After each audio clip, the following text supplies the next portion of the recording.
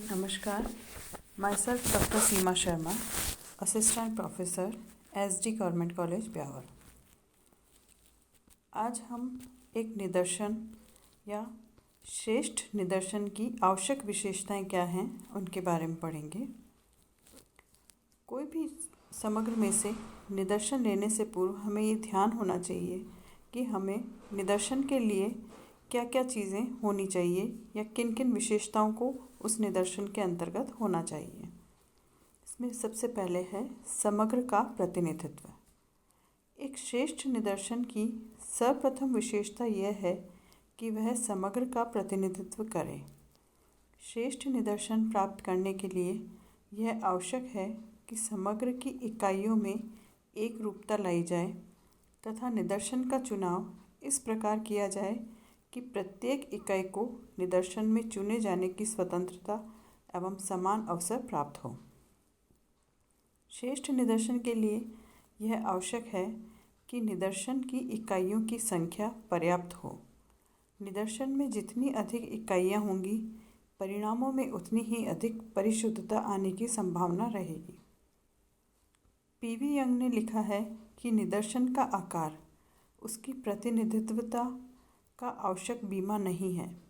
सापेक्षिक रूप में उचित प्रकार से चुने गए छोटे निदर्शन अनुपयुक्त तरीकों से चुने गए बड़े निदर्शनों की अपेक्षा अधिक विश्वसनीय हो सकते हैं। निष्पक्षता। एक श्रेष्ठ निदर्शन को पक्षपात और मिथ्या चुनाव से स्वतंत्र होना चाहिए, अन्यथा वह प्रतिनिधित्व पूर्ण होने का दावा नहीं कर सकता। साधनों के अनुरूप। एक प्रतिनिधित्वपूर्ण निदर्शन वह है जो अनुसंधानकर्ता के पास उपलब्ध साधनों के अनुरूप हो। उद्देश्यों के अनुरूप।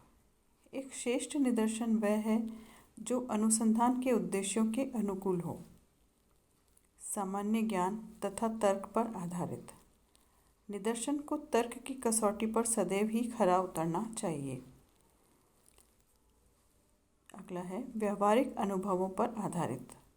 एक उत्तम निदर्शन का चयन करने के लिए हमें अन्य अनुभवी अध्ययनकर्ताओं के अनुभवों का भी उपयोग करना चाहिए। स्वतंत्रता। समग्र की प्रत्येक इकाई को निदर्शन में चुने जाने की स्वतंत्र और समान अवसर प्राप्त होना चाहिए।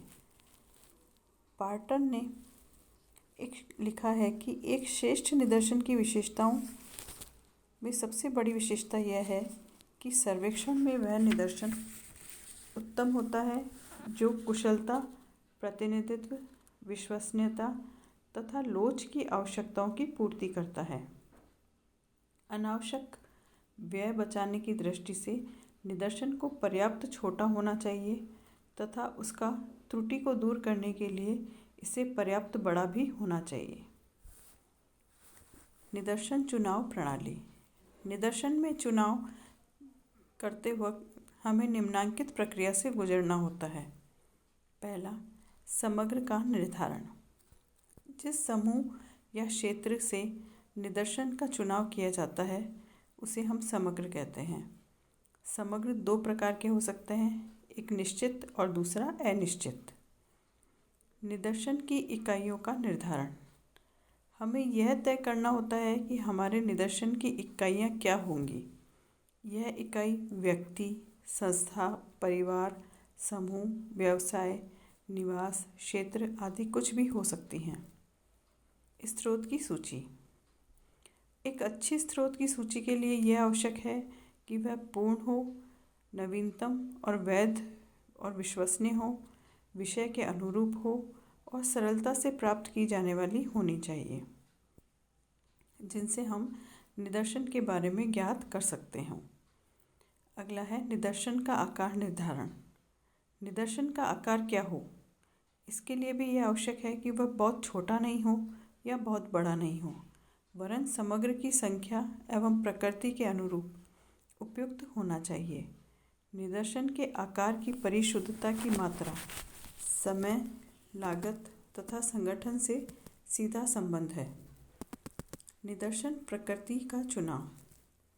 निदर्शन पद्धति का चुनाव अध्ययन की समस्या, समग्र की प्रकृति, धन, समय और कार्यकर्ताओं की उपलब्धि एवं साधनों पर निर्भर करता है।